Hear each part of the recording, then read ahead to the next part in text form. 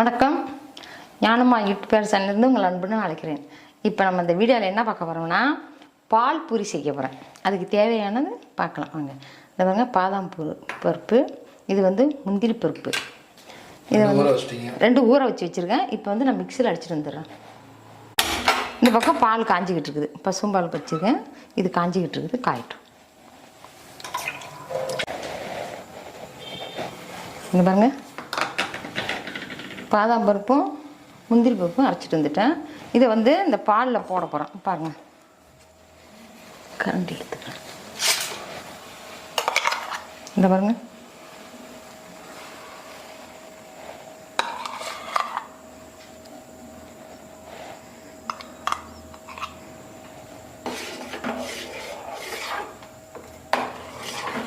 இந்த பாருங்கள், ஒரு ஏலக்காய். இதை வந்து தோலை எடுத்துட்டேன். பார்த்தீங்களா, இந்த தோலை எடுத்துட்டேன்.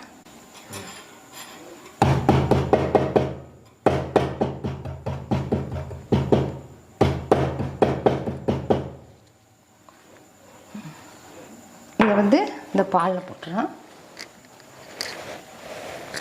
கொஞ்சோண்டு குங்குமப்பூ. இந்த மாதிரி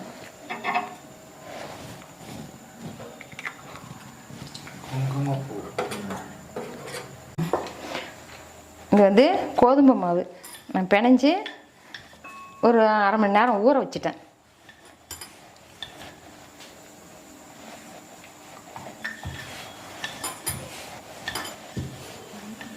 இப்போ வந்து இந்த மாதிரி சின்ன சின்னதாக போட்டிருக்கேன். நீங்கள் எவ்வளோ பெருசு வேணுமோ உங்களுக்கு அதுக்கு தகுந்தபடி நீங்கள் போட்டுக்கலாம்.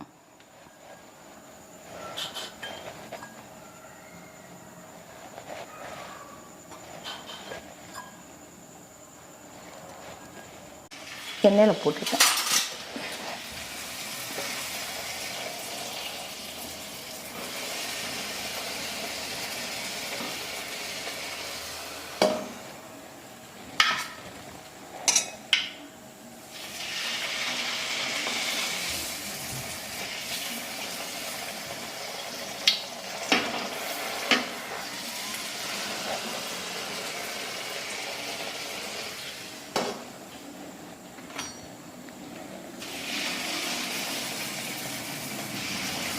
இப்போ வந்து இந்த பாலில் வந்து இங்கே பாருங்க, நான் வந்து சீனி போடலை, வெல்லத்தை காய்ச்சி நாட்டு சர்க்கரையை காய்ச்சி வடிகட்டி எடுத்து வச்சுருக்கேன்.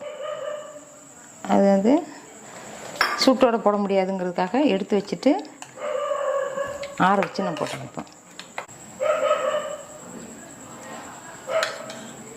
இதை வந்து இந்த கோதுமை பூரி மேலே ஊற்றிருக்கேன். கோதுமை பூரி மேலே இப்போ நான் ஊற்றிருக்கிறேன். உங்களுக்கு ஜீனியில் போட்டாலும் சரி. இப்போ வந்து அந்த பூரியில் வந்து இந்த பாலில் வந்து முந்திரி பாதாம் பருப்பு போட்டு மிக்சியில் போட்டு அடித்து காய்ச்சினது இது. அந்த பாலை வந்து இப்போ வந்து இதில் ஊற்றிருக்கிறோம் பூரியில். இதுதான் பால் பூரி. நீங்களும் இது மாதிரி செஞ்சு பிள்ளைங்களுக்கு கொடுங்க, நீங்களும் சாப்பிடுங்க. இது எல்லாமே சத்து உள்ளது தான், கோதுமை மாவு தான் போட்டிருக்கேன். இது உங்களுக்கு இந்த வீடியோ உங்களுக்கு பிடிக்கும்னு நினைக்கிறேன். லைக் பண்ணுங்கள், ஷேர் பண்ணுங்கள், சப்ஸ்கிரைப் பண்ணுங்கள். நன்றி, வணக்கம்.